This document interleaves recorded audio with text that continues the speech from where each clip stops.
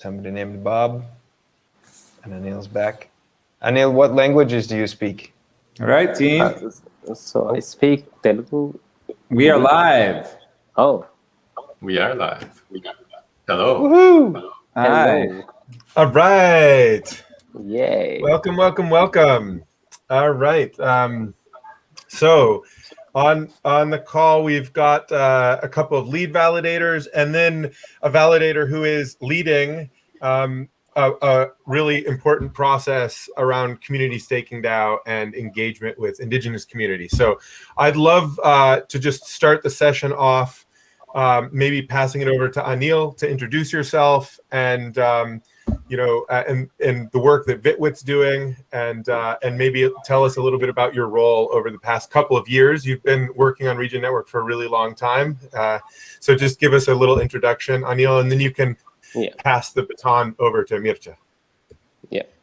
Hello, everyone. So I'm Anil, CTO at Vitwit. First of all, huge congratulations to Regen team and the amazing community here on the successful Mainnet launch. So like less than 10 seconds is it's an achievement for the community, and I'm really happy for coordinating on that. And yeah, so Vitwit is a technology consulting and services company from India. We bootstrapped this in 2015, and we started collaborating with Cosmos ecosystem from 2018, and then we met Aaron and Gregory and started working closely with the Regen Network from there. Initially, we started with validator support, and then later we started supporting on Cosmos development and Regen development as well. And we are one of the lead validators on Regen Network. And yeah, we are now hosting our own explorer, Aneka, and then we manage the leaderboard as well. Yeah, so that's pretty much. So before you pass it on, Anil, do you mind just sharing a little bit about where you're from? I remember in some of our early conversations, you and your colleague Mircea were explaining that you came from an agricultural background and are passionate from that perspective. So do you mind just telling us just a little bit about that side of things? Yes. So we are three co-founders here. So we met in college, and we started to we thought of starting a company to bring innovation and technology innovation in our rural areas, especially in agriculture, and that's why we started Vitwit. And we three have agricultural background, and we were building some tools in AI to help farmers to identify the diseases and suggest some remedies.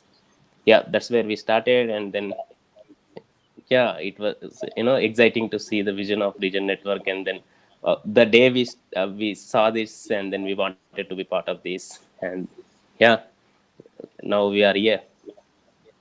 Yeah, great. Thank you, Anil. Mircea, would you like to give us a quick introduction as well? To yourself. Sure. Hi. Yeah. So my name is Mircea. I'll start with where I'm from Southeast Europe in Romania, where I've spent a bunch of my childhood on a farm. So I get some echo. Then down from there to computers, which is how I ended up knowing all of you guys. I've been involved before blockchain and before Regen and mainly the financial industry and just IT services industry development. Your usual technology circles. But I did land into blockchain in 2017, and I think I met Gregory in 2018 in Berlin, where it was the first time I've heard about Regen, and it immediately appealed to me, as I never even thought before that something like agriculture and computer systems can mix at all. But since I've informed myself quite a lot, and I've become a very big fan. I am a pretty big eco-geek, so it speaks to me personally. It speaks to Informal Systems, the company that I'm part of. Ethan has spoken earlier in the cast, so it's hard to follow anything he says. He's always such a great speaker. So I'm not going to cover much of that, but we are always looking into local solutions to today's big problems. And Regen certainly is a big part of the ecological side of that. As for Informal Systems and Cephalopod, are the partnership and the validator that's currently running on Mainnet. We are running on Cosmos Hub, a validator. Regen is our first other mainnet, but we've been involved in developing the Cosmos SDK, IBC, and testing various other networks and running testnets for a lot of other organizations throughout the past 5 to 6 years. Yeah, that's our story so far. Awesome. Thanks, Mircea. And I just to shout out that Informal Systems is a worker-owned co-op, which is pretty cool. So Patrick, would you mind giving us a little introduction as well to you and your work, where you're coming from, and what your aims are? Okay. Where do I come from? Right now, I'm on the edge of the Amazon. I grew up on the Gulf Coast of Texas. My mom grew up in South America, and my grandparents grew up in England and different parts of the U.S. And who knows before that. I think so. What draws me here, a few years ago, like 15 years ago, I was talking to a friend of mine and thinking about like, okay, so what am I going to do with this next phase of my life? And I made a list of possibilities, and I was like thinking, okay, well, this one seems like it'll earn me more money. This one seems more fun. This one, I was trying to qualify and quantify things. And at the bottom of that list, I wrote something with Gregory, and it was unquantifiable. But that it keeps happening that in life we keep encountering each other and inviting each other into things and creating what we're imagining. So yeah, I remember back at the carbon farming course in Tennessee in 2009 when we were talking about and at the Financial Permaculture Summit, how do we create a currency that channels wealth towards the edges of ecological degradation so that they reverse their tide and become ecological regeneration. And this is it. This is an amazing implementation of that. I grew up near Houston, and there are more than 30 refineries in Houston. But I had the privilege and the honor of growing up on the edge of it, where there bald eagles had gone extinct, as well as alligators and bison, and the alligators and the bald eagles are back. Getting bison back roaming across North America will be another challenge. But so I know it's possible. When we change policy and when the incentives are aligned, it's possible. And now I'm in Ecuador, and my family through marriage lives in the forest, in the Amazon rainforest, along the shores of the Pastaza River, as part of the Achuar Nation in Ecuador.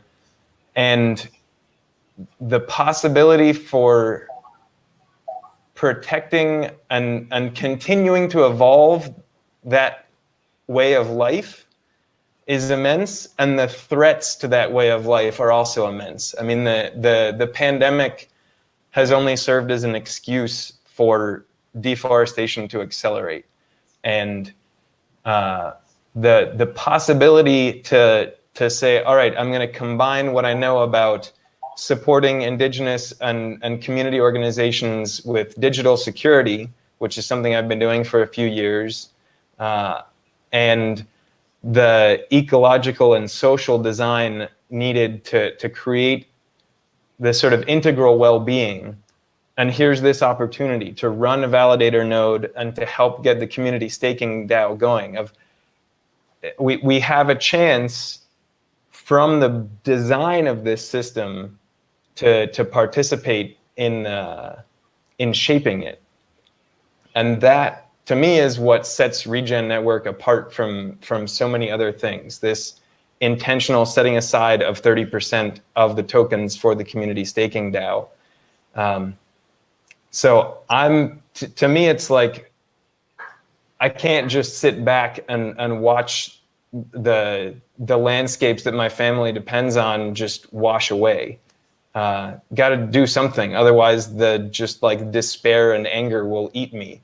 So I think this is an amazing opportunity, and also just the fact that like I've been involved in the conversations for years and years, but I didn't get involved with the blockchain until February, and now the validator that I've helped cohere a team around with Will Gardner, who works at Our Sci, and another friend who has a lot of tech experience here in Ecuador. We're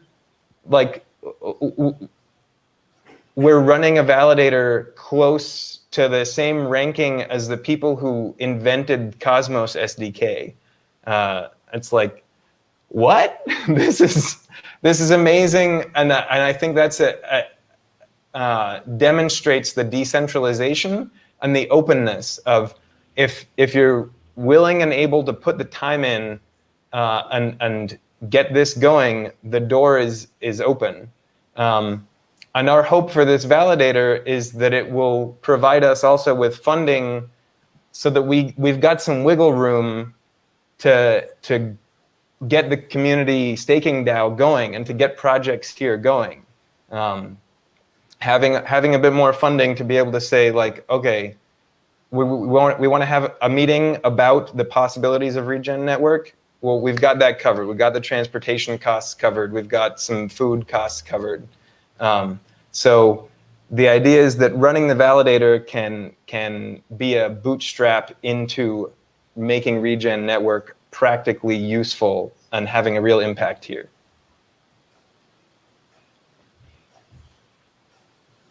Thank you, Patrick. That's awesome.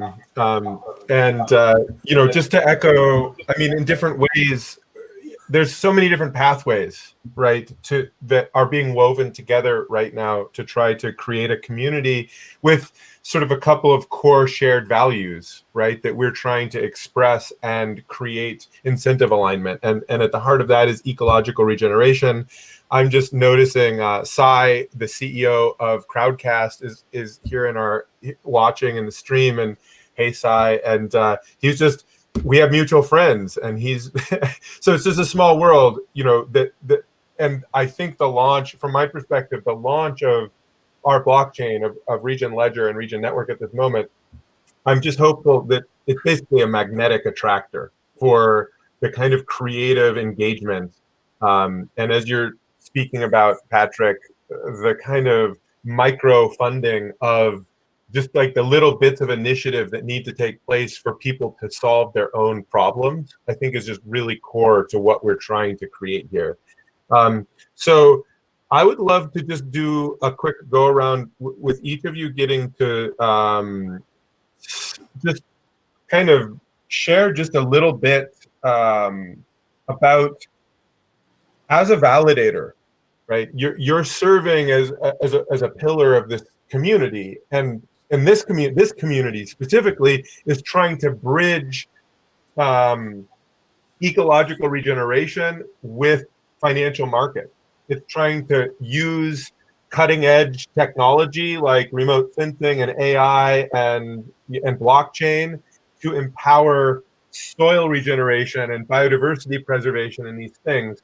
So just take a moment I'd love for everybody to just take a moment to share how you're holding your role as a validator and what you're excited to be sort of innovating or bringing into the world with Regen Network. Is there something that you're envisioning beyond sort of participating in governance and security, which is, by far, sort of, it's like the foundational role. But are there other things that you're already seeing the glimmer of that you're excited to build or support or engage with? And Anil, if you're willing to take the first shot, that'd be fantastic. Yes, so it's a default, responsibility of validator to participate in governance and then secure the network. But as a validator on Regen Network, it gives extra possibilities, to build other certain tools for this, this agriculture and other businesses. And then we definitely want to make our validator carbon free. That's the first thing. And then obviously we want to we are looking forward to build some product suites on top of Regen Network, especially targeting Indian agricultural and Indian farmers, and we want to pursue that opportunity here. Yeah. I think you're still on mute, Gregory. I was just going to say, Mircea, Informal is really passionate about relocalization, worker ownership, accounting. There's sort of a bunch of things that you all are working on. Do you all have any? I mean, and I know you're working really hard on IBC and other things. Do you have an intuition about how some of your research and development work at Informal may intersect with the this sort of attempt to unify the biosphere and the technosphere at Regen Network? Well, the work Informal does on the research and development side is so far purely focused on the technological side. Formal software verification is definitely going to help as soon as new solutions are imagined on the Regen Network and beyond. So as you were talking about remote sensing and AI, hopefully what we here at Informal are working on will be, I guess, the QA, you could call it, or beyond that, the testing methodology to put all of the software through its paces and make sure that it works. But that's just one thing. As you said, Informal has way more ideas than current manpower to implement them. And localization is a big theme throughout all of this. As Anil mentioned, getting a validator that's carbon neutral at first is going to be possible through buying credits, but I would certainly hope that it extends to actually getting the green energy suppliers in the area to support efforts like ours. Also, at least where I'm at in Ontario, there's a huge community of farmers that I'm not sure have actually been in touch with anything that we've been talking about here today, or at least I've not been in touch with their knowledge. So I'm hoping to absorb as much knowledge as I can from Regen, because frankly, like I said, I am from a technology background. I like the idea of Regen, but I couldn't have pinpointed out any details until today. Today I've learned quite a bit, and I hope to continue this process. And as soon as any time I have for a personal project, I'm going to look into developing any sort of idea that I have onto the Regen platform and beyond. But like I said, we're short on manpower. Hopefully being in the Regen network will also attract some more ecologically minded people towards us. And that even just that would be a great benefit. But yeah, awesome. Looking forward to saving the planet together and all the Captain Planet memes, which is definitely something only Regen has. Yeah, definitely. Patrick, yeah, I would love, just if you feel willing and able to, a little bit of a concrete vision for what you'd like to do there with the Achuar Nation and community staking DAOs, and what that community is needing, and how you're hoping to sort of bring Regen Network together to help support that taking place.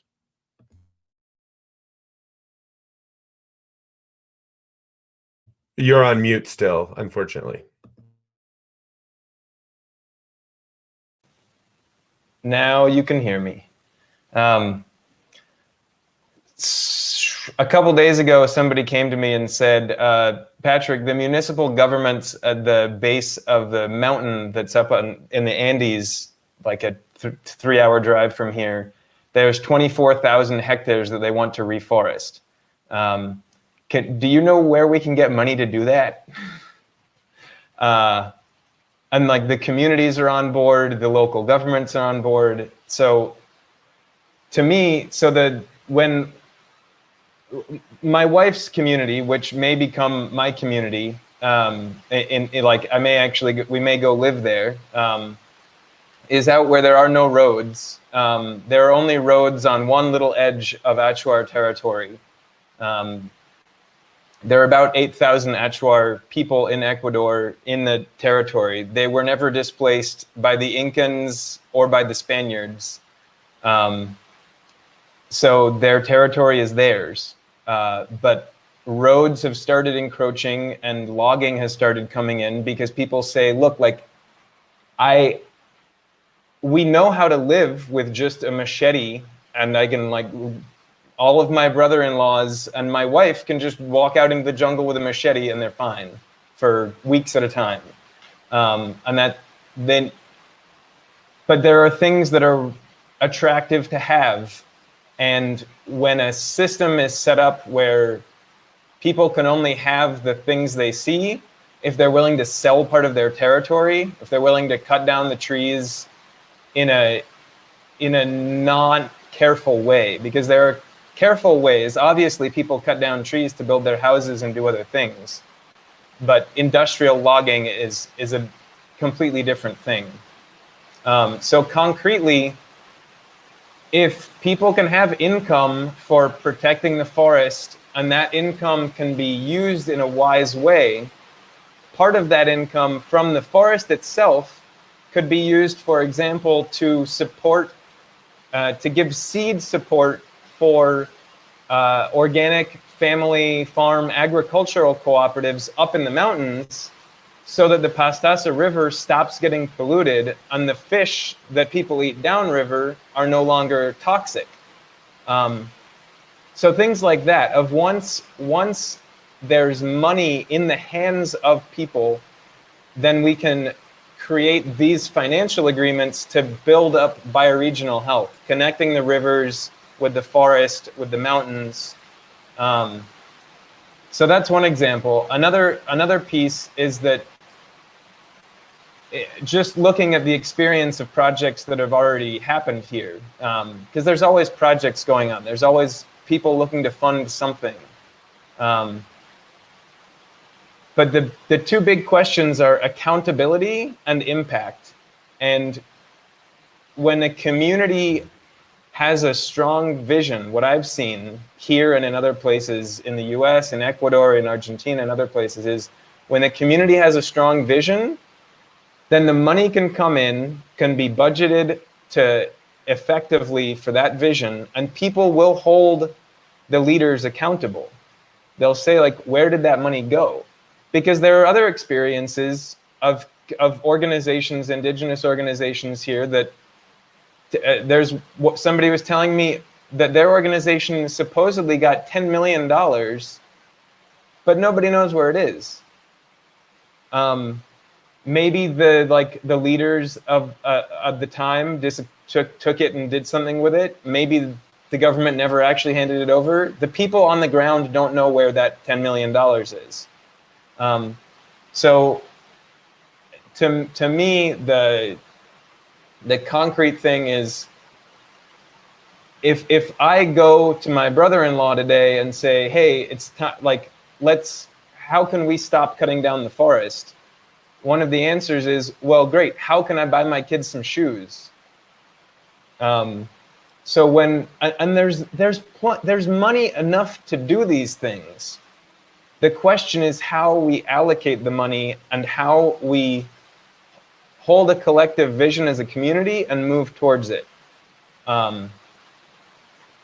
So to me, Regen Network and this whole Tendermint and blockchain and digital consensus tools is really interesting, because it's exactly that. Like, how do we reach consensus and govern things and have accountability but at the same time, flexibility. And these tools are completely irrelevant in a place where people, these tools are not in their language. They depend on digital infrastructure and networks and connectivity and devices that aren't there. But I'm still sure that there's something we can learn from this. There is cross-pollination, and these tools are useful somehow, even if it's just for interfacing with the outside world. So yeah, so like I say, I'm excited about the possibility of community staking DAO. The platform of Regen Network attracting a critical mass of people to collaborate throughout the bioregion. So like what I'm talking about, how can protecting the forest downriver and upriver lead to a cleaner river, so that then we can go like make it so that the leather factory isn't spewing toxins into the river. If the land stewards are doing their job, then how do we influence the factories? But once a community is healthy and strong and well organized, and not sort of on a bootstring budget, then there's more time and capacity to go and have a political influence and say, we need to change policy and we need to change enforcement so that that river isn't getting contaminated anymore. Or maybe there are other possibilities. So I don't know if that was concrete enough. If that's what you're aiming for. That was great. That was great. And I know we could maybe mute. I think there's a little feedback. I know we could sort of go deeper in each case, but I think it's this is a good moment to wrap, so that folks who've been waiting for a little while, just a sec, Obes, folks who've been waiting a little while, like my son Obi, can take the next steps. So for those of you who want to stick with us and want to do a deep dive and sort of step by step, if you haven't already started staking your regen and you've been sort of waiting for a tutorial, we're going to use this to walk people through. So Dan, our community manager, is going to do a walkthrough on that. Anil, Mircea, Patrick, really grateful for your leadership, each of you in the community. Anil, especially, thank you for the amazing heavy lifting that you've been doing for years, getting Regen Ledger up and running. So thank you. And see you all on the interwebs. And thanks so much for being a part of Regen Network. Thank you. Yeah, thanks.